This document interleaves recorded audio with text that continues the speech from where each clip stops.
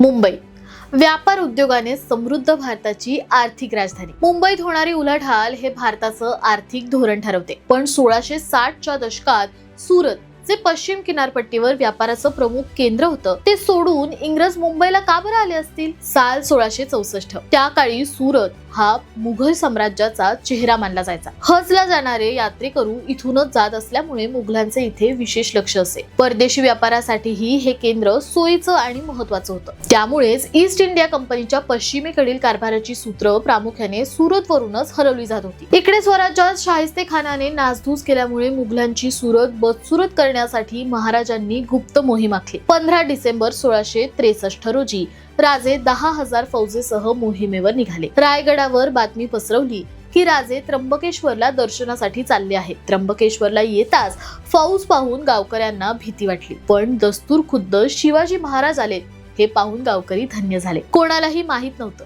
की राजांच्या मनात नक्की काय आहे. दिनांक 5 जानेवारी 1664 रोजी महाराज सुरतेपासून 5 मैल अंतरावर उदना या गावी पोहोचले. सुरतेत सगळीकडे भीतीचं वातावरण पसरलं. खुद्द शिवाजी राजेच आलेत म्हटल्यावर शहरात सर्वजण घाबरून होते. टोपीकर अस्थिर झाले.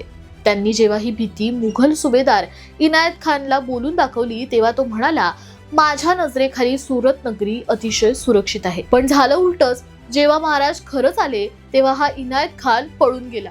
त्यानंतर 1670 मध्ये शिवरायांनी सुरतेवर पुन्हा स्वारी केली. त्यामुळे सुरतमध्ये वारंवार महाराज आल्याच्या अफवा उठू लागल्या. दहशत पसरून लोकांची धांदल उडायला लागली. या साऱ्याचा परिणाम तिथल्या व्यापारावर होऊ लागला. ब्रिटिशांना नव्या सुरक्षित व्यापारी बंदराचा शोध घेणं भाग पडलं आणि त्यांनी हुंड्यात मिळालेल्या मुंबईकडे लक्ष देण्यास सुरुवात केली. मुंबईच्या पायाभरणीत सिंहाचा वाटा असणारे दुसरे गव्हर्नर जेराल्ड ऑजियर हे सुरत लुटीच्या वेळी वखारीत होते. त्यांनी मराठ्यांची दहशत प्रत्यक्ष अनुभवली होती. आता सुरतेतून व्यापार करण्यात उपयोग नाही हे तेव्हाच त्यांच्या लक्षात आले आणि मुंबई बनलं देशाच्या आर्थिक उलाढालीचं केंद्र. शिवरायांच्या धाकामुळे मुघलाच्या प्रमुख व्यापारी केंद्राची पडझड झाली आणि व्यापाराचा केंद्रबिंदू मुंबईकडे सरकला. स्वराज्याच्या व्यापाराविषयी शिवरायांच्या एका आज्ञापत्रात आपल्याला दिसून येतं, साहुकार म्हणजे राज्याची व राजश्रीची शोभा.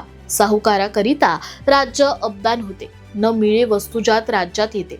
राज्य श्रीमंत होते. पडिले संकट परिहार होते. साहुकारांच्या संरक्षणामध्ये बहुत फायदा आहे. शिवरायांची सुरतस्वारी हे मुंबईच्या उभारणीचं एकमेव कारण नसलं तरीही अनेक महत्वाच्या कारणांपैकी ते एक आहे. शिवाजींच्या दहशतीमुळे सुरतेचा व्यापार बसला आणि इंग्रजांनी मुंबईस आपले ठाणे केले, असं इतिहासकार गोविंद सखाराम सरदेसाई यांनी मराठी रियासतीत म्हटलं आहे. आजही या मुंबईचं स्थान संपूर्ण देशासाठी खूप महत्वाचं आहे. आजपर्यंतच्या देशाच्या आर्थिक प्रगतीत महाराष्ट्राचा वाटा खूप मोठा आहे.